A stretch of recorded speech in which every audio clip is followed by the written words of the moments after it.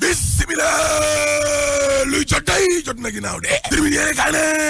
waaye coronavirus bi la day waaw fi mu nekk nii nag ñëpp nag war nañoo tiit nag ñëpp war nañoo tiit ndax ñi am coronavirus démb day loolee moom musu fi am juróom-ñaari téeméer ak fanweer ak kon ak di wëndeelu ci biir réew mi laa la wax jikko yi nga xam ne moom la Sénégal ay yoroon daal dinay dellu si at box boobu di ne troisième vague bi kay waaw xam nga lan moo koy dëggala lu tolloo 733 cas ci benn fan allahu akbar l'observateur ne gis nga covid gi la waaw fay rek mbaa dee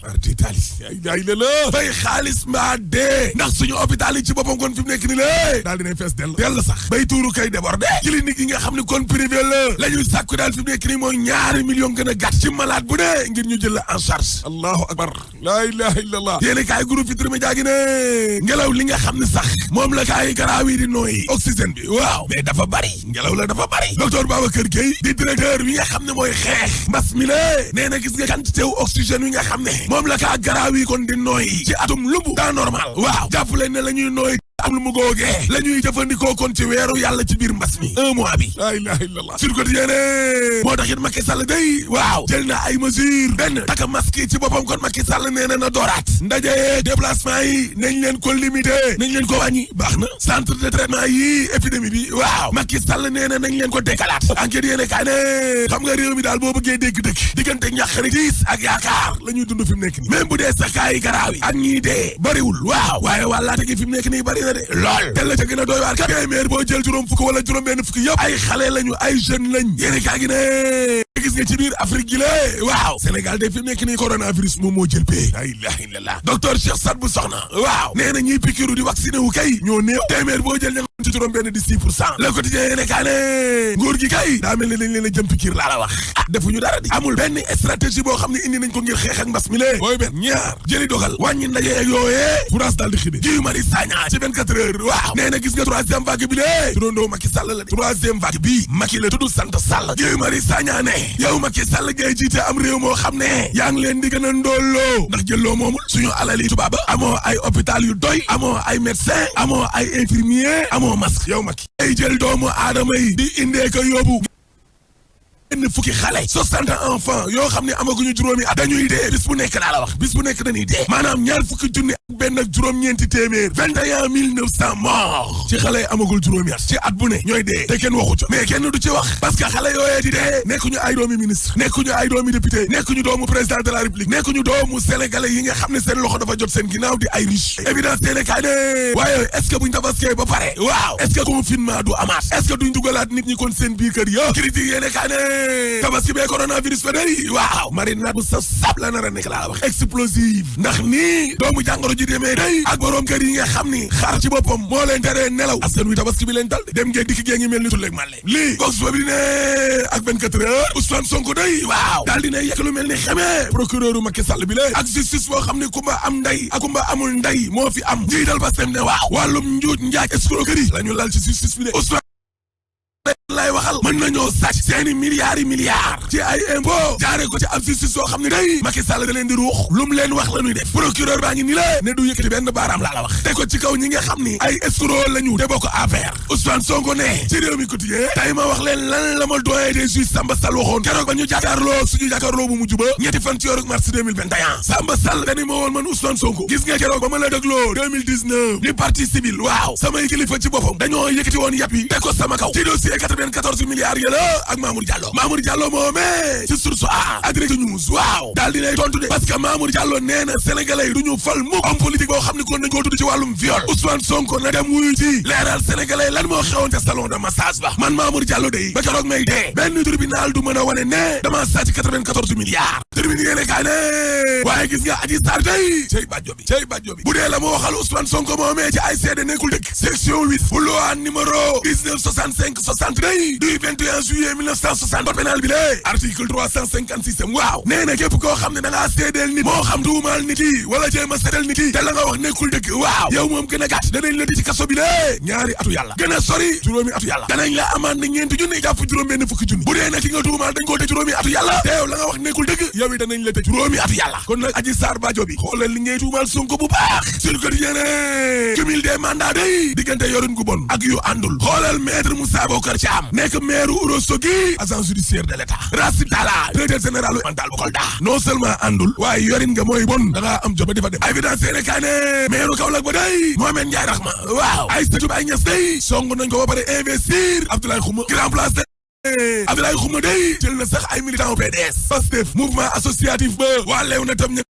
Abdoulaye Khouma ngay massifié de tey jamono jooje Dakar Times nee na xiif yaa ngi ci biir adduna bi de xiif gi nit ñi xiif nañ de dem naa ca lamb ja record yéene kaay ne waaye lan moo tax ba turu Yékini fiñ ci diggante Bombardier ak Balla Gaye mbaa du Yékini kon daan bi ko Balla Gaye daane loon 2012 mbir ma da ko miti ba léegi Balla day ak a mën a bëri waaye Balla Gaye de ak lu mën a bëre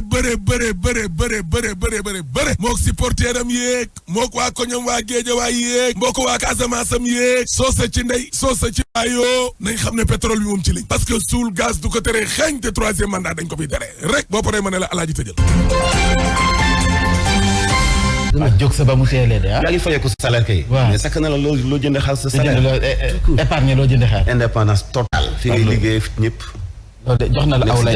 jox na lay nag Bougane Gueye Dany ay jë ak Birahim Diagne Touré moom it am na xar ba noppi. ñu ngi sant yàlla de waaw ñu ngi siyaar bu baax. jaajëf kon nag Yacine dañuy door bi la jotaay xibaar ak ndajam conseil des ministres ba njiitu réew mi président Macky Sall la mu fa gën a fësal ca waxtaan wa moo di rek tolluwaay mbas mi fii ci réewum Sénégal tiital na ko nag na mu tiitale askanu Sénégal tax na mu jël fa yenn ci ay dogal bokk na ca gën a kantanal wàllum sensibilisation bi naka noonu it terewul naam rassemblement yi waaye sàkku na ñu daal di koy yematle ñu ànd Cheikh Alassane Balde Sik tënk.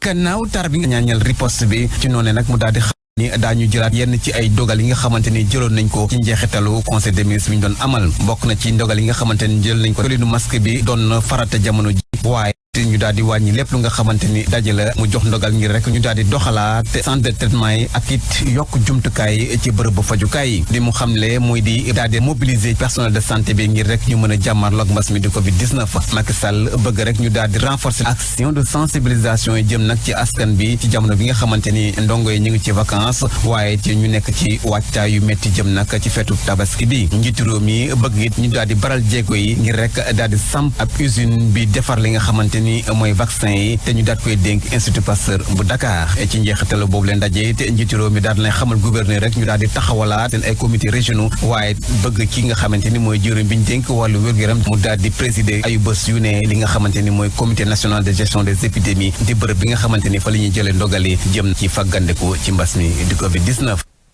le député du peuple njiitu leen président Macky Sall nee na rassemblement yi nañu ko yemal. jël mesure barrière yi mais xëy na bu lambaxte amee ba ëgsi fii tey ba ñuy defaat geneen kàddu ko woote ci ñoom la jëkke woon ñoom ñu doon importer ay nit rassembler leen te ñuy takk ci ñoom masque bariwul souvent sax bu ñu xamee ne ñoom homme politique yi depuis caméra yi mu ngi leen di jël ñu takk ay masque alors que bu ñu nekkee seen biir du ñu takk ay masque donc xam nañu ni ñoom li ñu doon def du yoon te mun naa indi uwa tey uwa gi mu indi gis nga ko alors bi ci des itam mooy ku nekk ak fi muy wootale di jëmee gis nga sénégalais ñëpp nañu participer ci xeex bi mais bu ñu dellu siwaat mukk méthode bu njëkk ba méthode bu njëkk ba mooy xëy benn jour ni sénégalais yi vous n'êtes pas des responsables tëj leen bundu xataal leen tiital leen police ak gendarme yi leen traqué ci yoon bi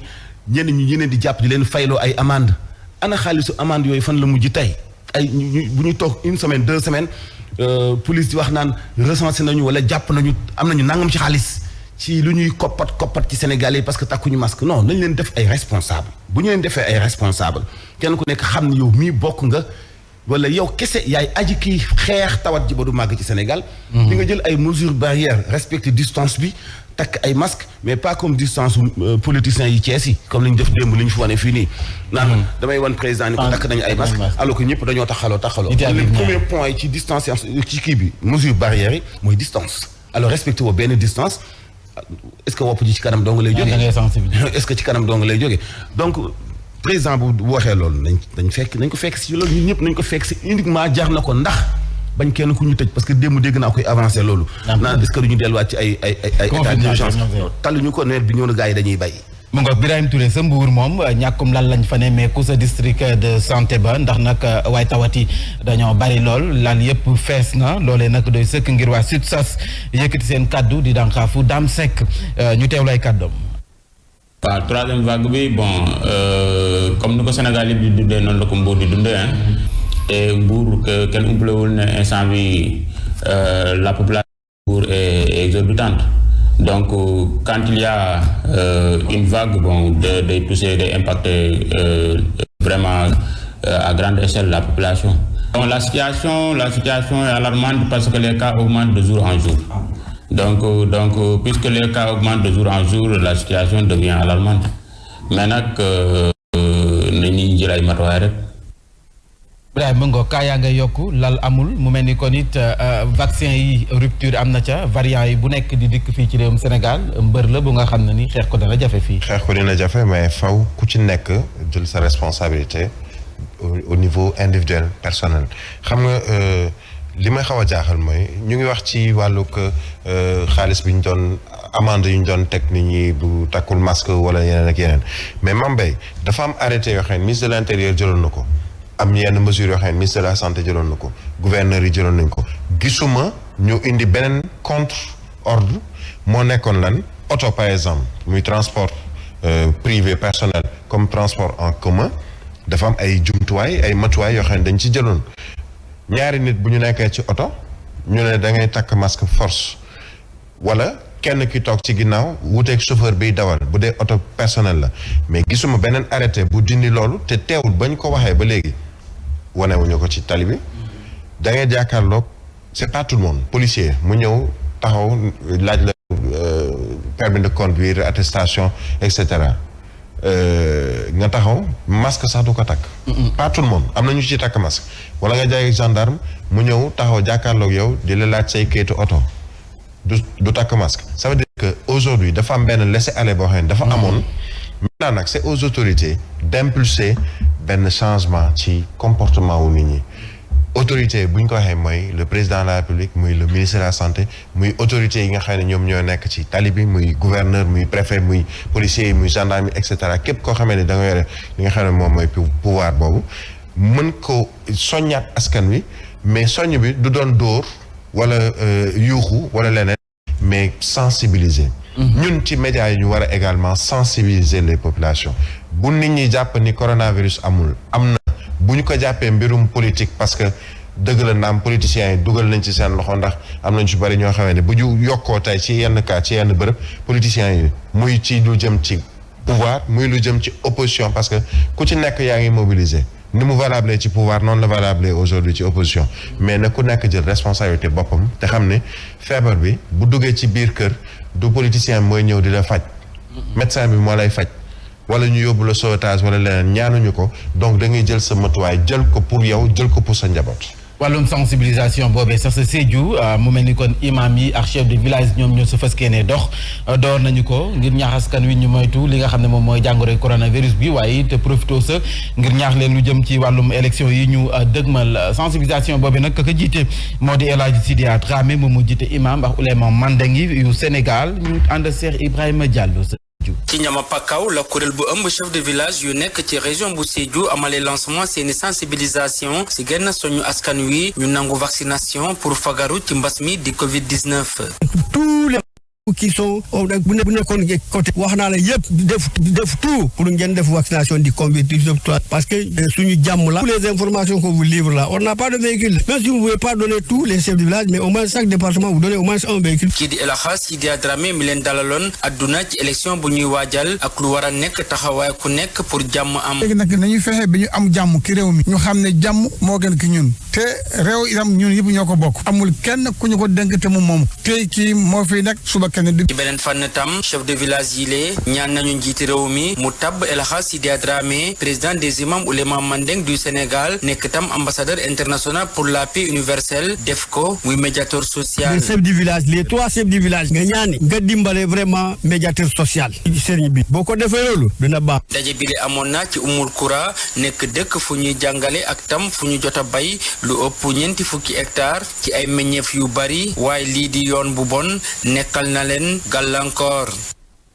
Elage dañu yàddu jëmale ci wàllum mbay mi ak nag namate fukk njiitu réew mi président Macky Sall moo di moderniser mbay mi loolu nag door na ko ni ki démb génn na yenn ci ay tracteur ak ay motoculteur jébbal ko ay GIE ak yenn ci ay fédération yu ëmb ay baykat mu di projet bu ñu xayma ci lu ëpp juróomi milliards suñu koppar financement bi nag ministère bi ñu dénk wàllum mbay mi waa DER banque agricole ak waa BAD ñoom ñoo ko génn ñu ànd see Fatla Mbaye Diop Babacar Sow.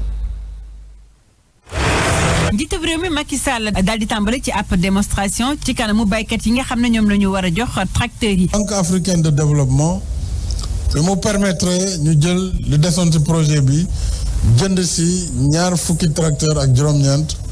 ak juróom-benn fukk ak juróom-ñaar ci ay motoculteurs. am naa mbégte itam ci liggéey bi nga xam ne ministère de l' agriculture mu ngi koy def ak DER. banque agricole dugal nañ seen loxo ci 750 millions. yi les tracteurs am njëriñ loolu ci baykat yi. tracteurs yi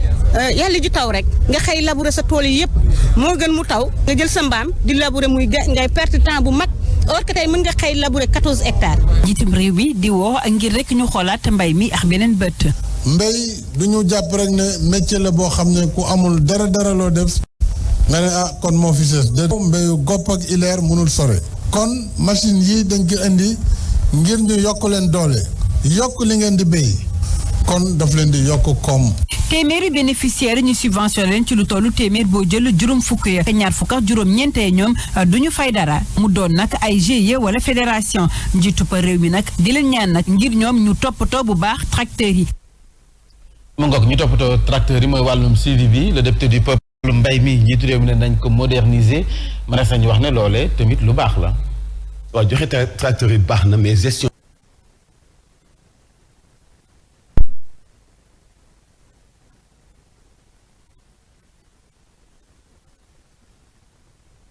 mun naa lijjanti bu mu jëndee benn machine moteur di bay ndànk-ndànk mais mag ñi am 60 ans retraité nañu te ñu ngi dundee bay di ko yaakaar nga xeebal ko fasam fas ñaata lay jar fas 600 000 lay jar wala 700 000 nga xeebal ko ki ko am machine ñaata lay jar 300 000 ku jël 1 million taxaw di bay 2 hectares am nga ne ko li ngay bay baaxul daa xeewi il faut ñu bàyyi di caaxaan nag. ngay loolu Birahim nga foog ne ak yoon wi ñu jël ni autosuffisance alimentaire bi nga xam ne njiitu réew mi moom lay yootu ba léegi mënees nañu fa yegg. mais foofu lay gën a appesantir parce que lu weesu lu jëm ci wàllug motoriser agriculture moderniser agriculture je pense que ay étapes la ñu war a suivre mais xam nga dañuy wax 126 ci ay tracteurs ak yu ni mel. mais Mambay c'est que les gens ont oublié que avant 126 yi mais ñaata yoon lañ fi indi ay tracteurs dañ koy jox baykat yi Serigne Mboup am na luñ ko ci dénkoon ci jamono Ablaye Wade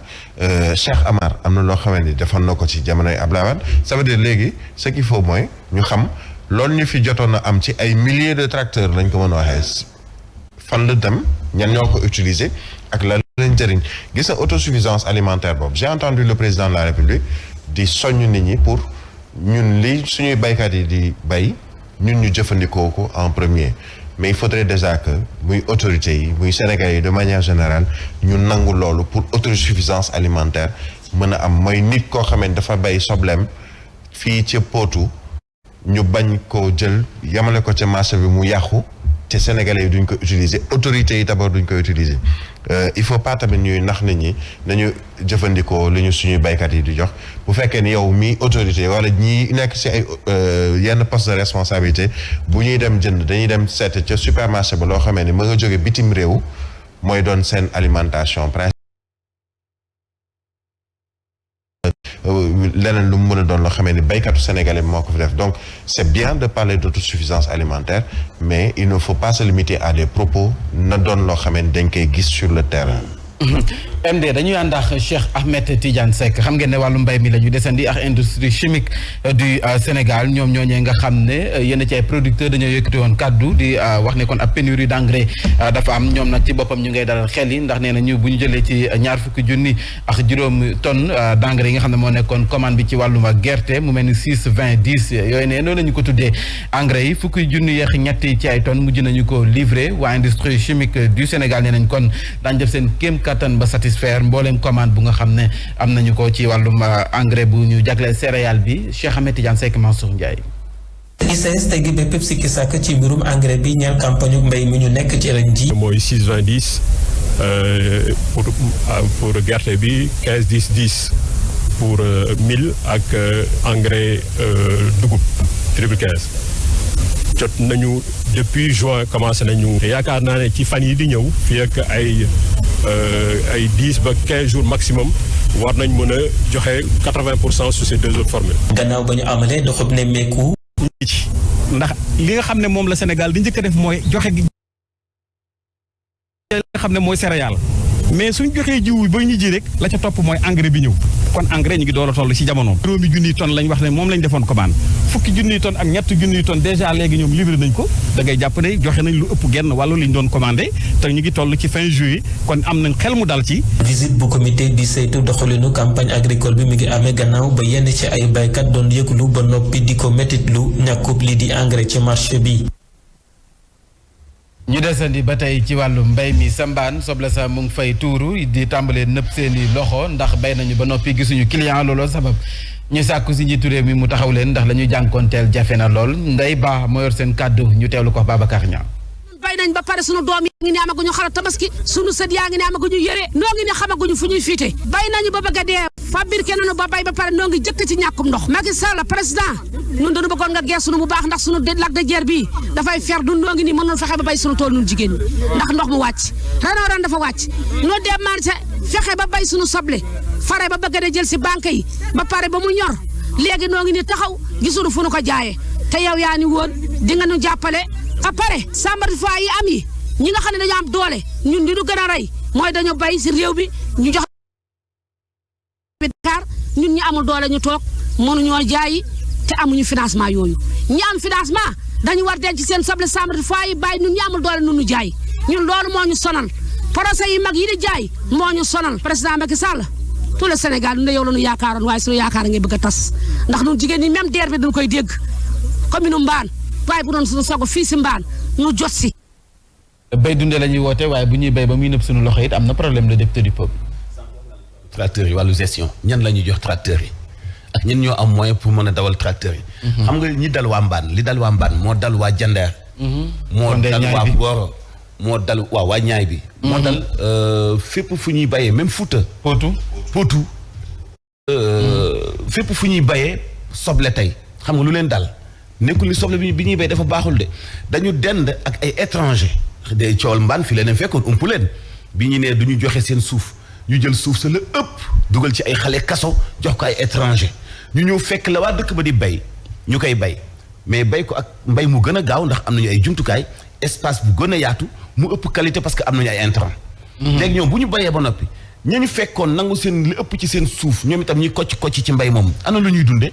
léegi kooku ñun dañ koy tàqaleeg mbayum fas ak mbayum mbaam génn téeméeri tracteur di ko inauguré ñan la ñu koy jox nañu publier liste ñu am ñu bénéficié wu ci tracteur yooyu wala mu ëpp solo maam gis nga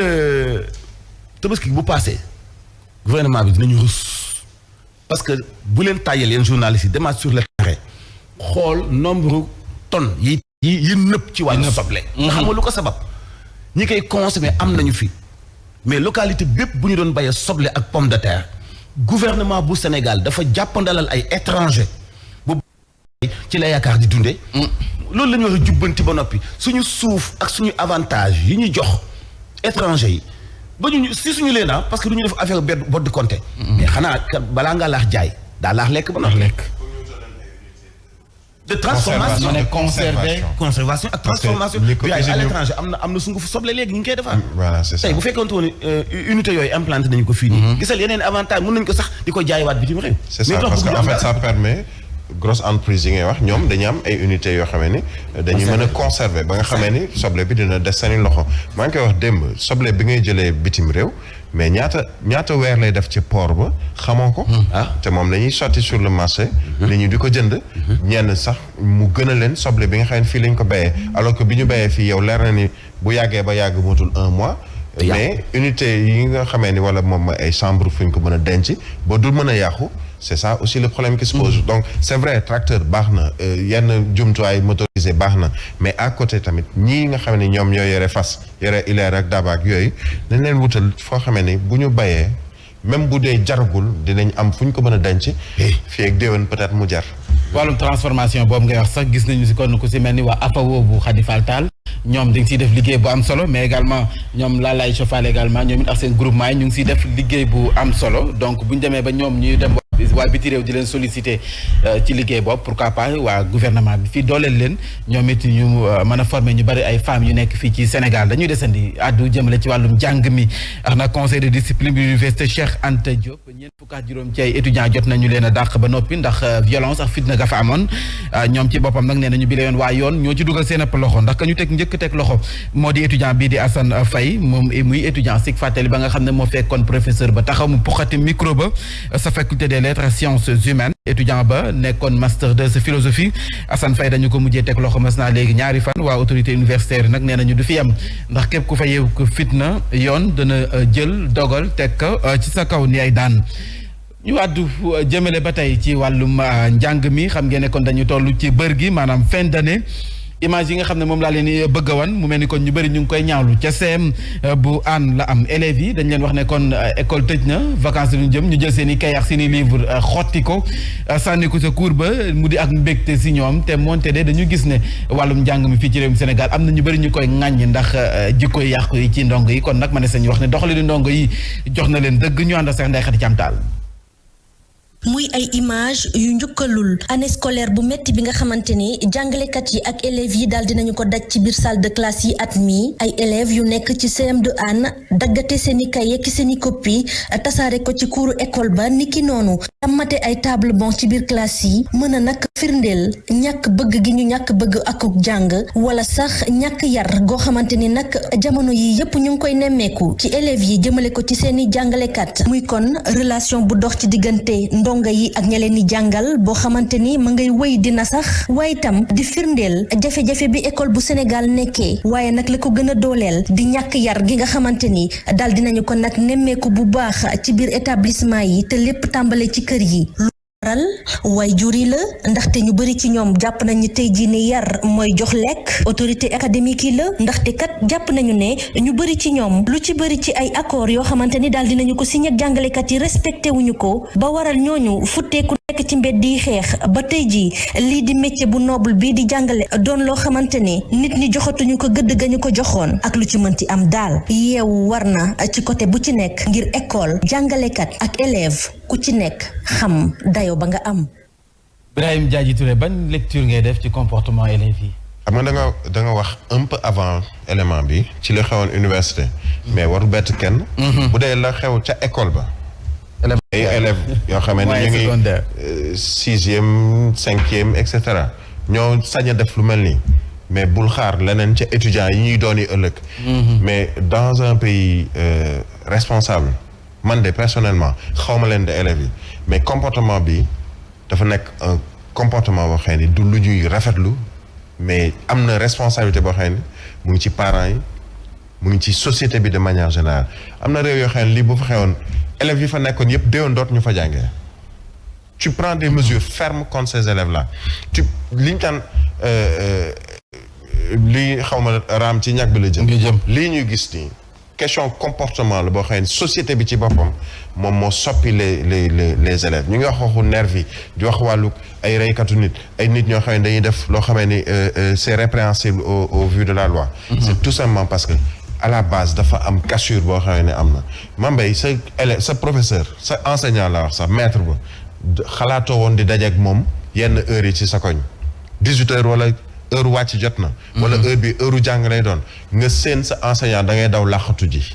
parce que amoon na tiit boo doon tiit ci sa enseignant noonu nga doon tiitee policier boo ko gisee ci koñ wala nga tiit ci gendarme wala homme de tenue mais tey boo demee ba ragaltoo sa enseignant ragaloo yow sa professeur ragaloo policier bi ragaloo gendarme bi c'est parce que am na cassure boo xamee ni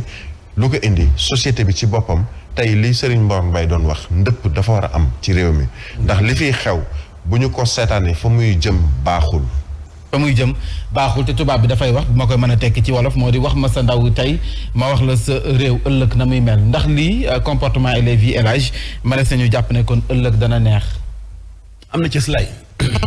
xale judduwaalewul ak violence xale judduwaalewul ak fitna psychologiquement am na lu ko sabab ci xale yi lan moo ko sabab xam nga bu ñu demee ba du ñu seet ak nit ki ci mbedd bi bu ñu la dóoree da ngay perte xale yi di ko dégg ñuy brutaliser ay nit ñu dugg ci réseaux sociaux yi xale yi di ko gis ñuy annoncer ay comportement yu bon ci diggante jàngalekat ak élève xale yi di ko gis c'est-à-dire que yooyu information dafa gën a gaaw léegi xëy na am na yi daan ama ay xeex ak professeur non jëkkul tey du booba c'est-à-dire jëkkul tey mais léegi la info gën a gaaw a tas parce que lii démb bu fekkoonte woon ni télé donc duñu am image bi mais téléphone yee tax réseaux sociaux yi day wane ni kon info yi dafa gën a gaaw loolu moo tax kilifa yi nekk ci kaw aussi bu ñuy def yow nan ngay mën a attaquer lii ndongo yi def du ma ko cautionné de mais mënuma ko ñaawal à 100% au moment où ñu jiite réew mi ñu nekk ci kaw ñu dénk leen suñu alal suñuy bànqaas suñuy institution ki jiite réew mi di déplacé wu responsable politique ya fa nekk recruter ay nervi yi fay leen xaalis ni leen boo leen demee képp ko taxaw te amul couleur APR duma leen ko ñuy dóor ay xale di tëb ci seen kaw mais imagine xale boobu nervi yi tëb di këdd ci kawam di bajante ci kawam kooku ak ñi ko féete ndaw yépp dinañu am yërmaane ci benn kilifa moo xam homme de tenue moo xam homme politique moo xam enseignant dootuñu am reconnaissance ci ku nekk takkatal ndomba tànk bi nga am seen jëf yu bon moo dem ba yàq vision ak xalaat ak moralu ndaw ñi image yooyu dafay dem mais image yooyu moo gën a bon image yooyu moo gën a ñaaw ñooñu tey kaso na leen war a fekk man ànd naa ci li Birahim wax de xale yi ñu sanctionné leen déwén kenn bañ a jàng ci école boobu certes mais est-ce que bokkul sax ci politique gu gouvernement pour école bi yëpp ñu soppi ko def ko privé bu fekkee école bi école publique la mais bien sûr dafay xaw a jafe boo gisee ni ñuy cautionné nekkee noo sell ci école privée yi alors école publique moom daanaka mbalit la dem ba mujj man yow kaneen Sénégal yëpp am kersa ci seen doom jàng école publique bi fa la Macron demoon ànd ak Macky Sall bi mu fi ñëwee Emmanuel Macron président France di laajte élève bi mu naan ko classe bi nangami élève lañu ça veut dire école boobu du école maanaam école d'excellence lañ ko war a mën a tuddee mais école bu njëkk jàngale xale tricherie malheureusement la moo tax parce que dañu gis ni Macron dafay ñëw wala Macron la woon de waaw ñu le président français nombre tout à fait élèves yi doon nekk ci classe bi wàññi leen pour woon Macron ni ko nombre yu toll nii ci ay élèves mooy nekk suñu classe yi et c'est faux moo tax xale bi ñu laaj ko ñaata ngeen doon xam nga xale yàlla moo koy wax loo donc kan moo jëkk daanaka nga koy former yow defal li ngay def mu topp sa ginnaaw di def mu ngoog ñu jeexaleex la nga xam ne moom mooy député yi fare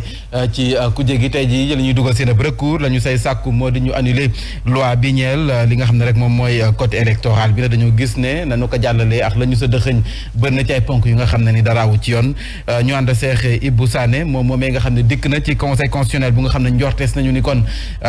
juróom-ñaar la ñu war a doon juróom ñoo sa des ndax am na ci ñaar yu dem yu toll ci dem à la retraite am kenn ku ca faatute ba fii démocratie loo xam ne mënu ko am fële mu ngi ko xeex ñoom première bataille bi dañ ko ñàkk mais léegi def na conseil constitutionnel mais man li may ŋàññi toujours opposition ñoom dañuy gaaw a bu fekkee ñeent la ñu woon dina ko xaw a jafe tuuti mais comme juróom la ñu dem toujours kenn ko xamee mooy nekk ci kaw ñoom tam mën nañu wax nañu xaar ba président de la République nommé encore muy juróom-ñaar même juróom-ñaar la si toujours na am kenn kuy ëppale baat loolu moo tax ma ne conseil constitutionnel naam mu ngi fa gaa yaakaar ne conseil constitutionnel du mun tranché mais dina tranché ayca ñu jàll si ñaareelu pàcc bi la jotaay xibaar tàggat yaram lay doon.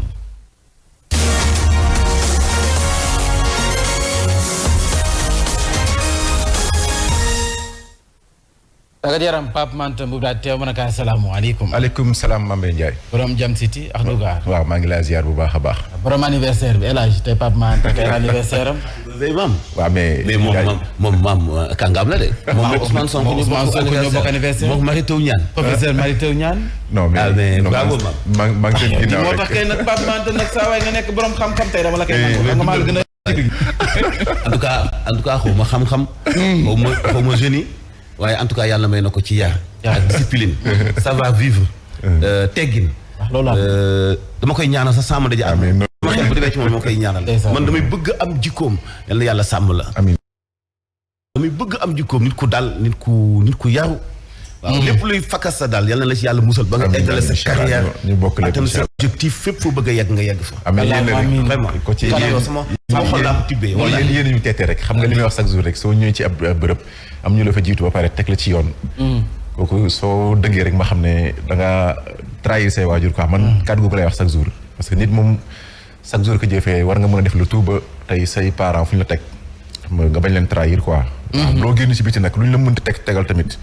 yar gu ñu def si yow daal fexeel ba yow bul ko teggee ko quoi. waaw mais yéen tamit macha allah. en tout cas moom kàddu gi benn la Pape Manta Mboup yaru na disponible na ko tollool jamono daal bàyyi na ci xel ndax discipline macha allah. yaru na disponible na te puis kanam du kasa koo ko fasal mu xam ko. moom nag boo jàkkaarloo moom réegi moo lay njëkk tax nga ñeme ko. ñun daal ñu lay ñaan nga yeggaleex sa sago. amiin incha allah ñu bokk ndax di ci kanam raw liggéey borom baax nga. ñu door ko ci wàllu football Ligue 1 résultat 25e ak nag avant dernière journée bi lu mu doon. waaw démb nag lañ doon amal lu jëm ci 25e journée bi nekk avant dernière journée bi kon champion bi Teungueth FC dafa nag def match nul ci digganteem ak Génération Foot foofu te Denis Biram Ndaw benn Grenat yi nag waxtu wi kon ñoo nekk si ñaareelu place bi ak ñeent fukki poñ ak ñett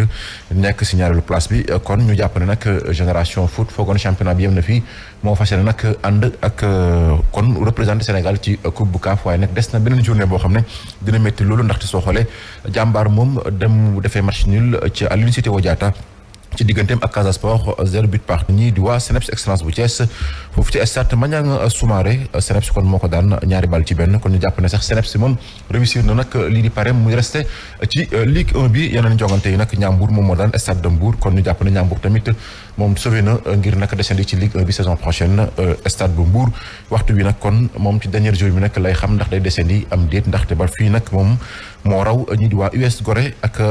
NGB ndaxte soo xoolee US Gorée moom dafa daan Sacré-Cœur ñett ci benn ñi di waa Ñaari Tali daan ñi di waa Mbour Petite Côte ñetti bal kon ci dara kon ñu jàpp ne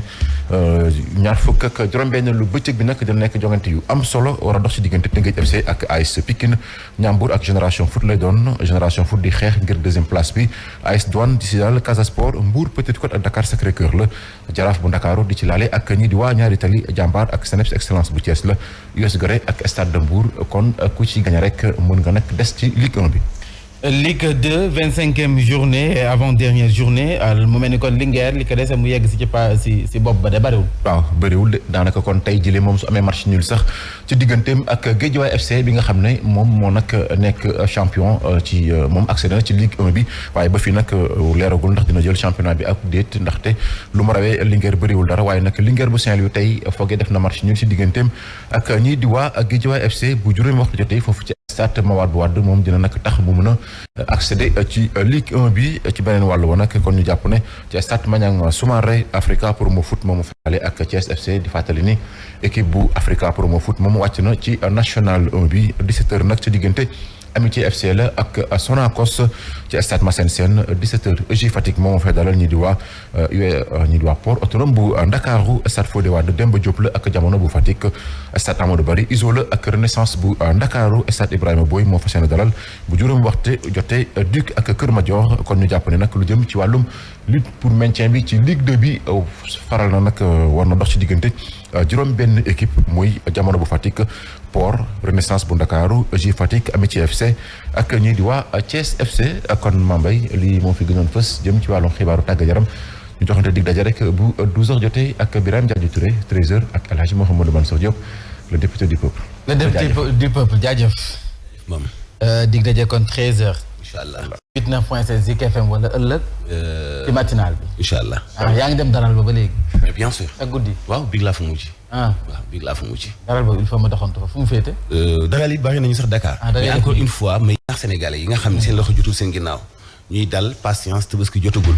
mais souvent nga gis yenn ci ay sénégalais. ñuy aborder ay hommes politiques ay politiciens. ci béréb bi ñuy jaay ay xar.